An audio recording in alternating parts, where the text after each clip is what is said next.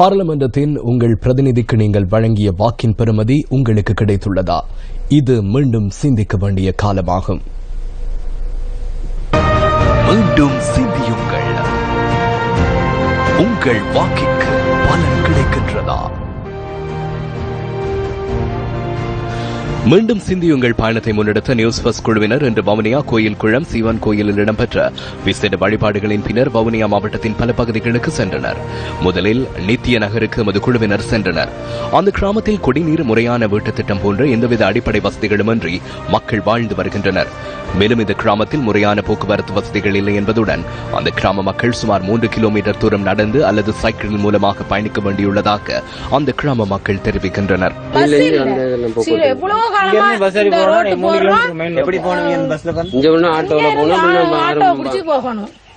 அப்படி இல்லன்னு சொன்னா யாராவது வீட்டுகள்ல பைக்ல இருந்தா பைக்ல கொண்டு விடுவாங்க. இல்லன்னு சொன்னா நடந்துதான் போறாங்க.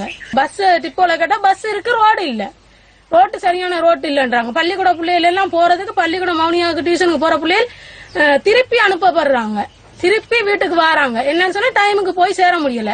இது அரசியல்வாதிகள் சொல்றோம். அரசியல்வாதிய பேச்சுல இப்ப நாங்க நம்புறதாவே இல்ல. பொதுமக்கள் என்னன்னு கேட்டா இதுதான் உண்மை. அவங்க வாரேன்னு சொல்லுவாங்க, இந்த செய்யறாண்டுவாங்க, முடிஞ்சு போச்சு. அத்தோடு அந்த கிராமத்தில் காட்டு யானை தொல்லை மற்றும் சிறுத்தைகளின் தொல்லை காணப்படுகின்றமையினால் பெரும் அச்சத்துக்கு மத்தியிலேயே தங்களின் வாழ்க்கையை அவர்கள் முன்னெடுத்து வருகின்றனர்.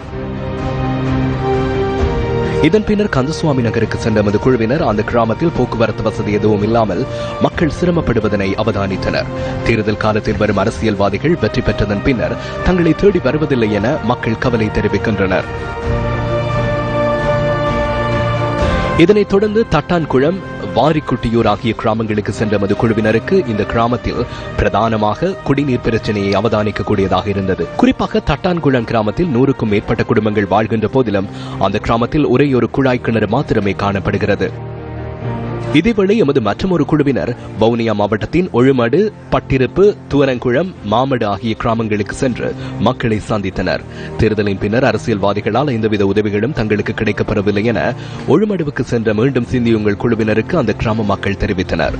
இந்த கிராமத்தில் மகப்பேற்று சிகிச்சை நிலையம் முறையாக அமைத்துக் கொடுக்கப்படாமையினால் கர்ப்பிணி பெண்கள் மிகவும் சிரமத்தை எதிர்நோக்குவதாக மக்கள் விசனம் தெரிவித்தனர்.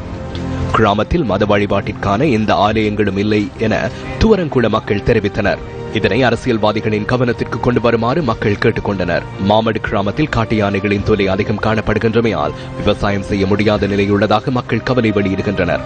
காட்டு யானைகளினால் தங்களின் குடியிருப்புகளுக்கும் பலமுறை சேதம் விளைவிக்கப்பட்டதாக மக்கள் தெரிவித்தனர். தமது மக்கள் பிரதிநிதிகளுக்கு வாக்களித்து எதிர்பார்ப்புகள் சிதைந்து போன மக்கள் குரலை எமது மாத்தளை மாவட்டத்துக்கு சென்ற குழுவினரால் கேட்க முடிந்தது. மாத்தளை மாவட்டத்தின் நாவல பிரதேச செயலகத்துக்குட்பட்ட போகஸ்போ, வெல்ல, முழுதோலுவ, சபோகஸ்யாய மற்றும் மெல்பிட்டி ஆகிய பகுதிகளுக்கு எமது குழுவினர் விஜயம் செய்தனர். சுத்தமான குடிநீருக்காக போராடும் மக்கள் கூட்டத்தை மொன்றாகல உள்ளிட்ட பல பகுதிகளில் அம்மால் அவதானிக்கக்கூடியதாக இருந்தது. சுத்தமான குடிநீரை பெற்றுக் கொள்ளும் பொருட்டு முறையான திட்டம் ஒன்றை ஆரம்பித்து தருமாறு தாம் தேர்தல் காலங்களில் வீடு தேடி வரும் அரசியல்வாதிகளிடத்தில் கேட்டுக்கொண்ட போதும் அக்கோரிக்கைகள் இதுவரை செல்லுபடியாகவில்லை என மக்கள் தெரிவித்தனர். மீனவர்கள் அதிகமாக வாழும் ஹப்பேகமோ பிரதேசத்துக்கு எமது மற்றொரு குழு இன்று பயணித்திருந்தது.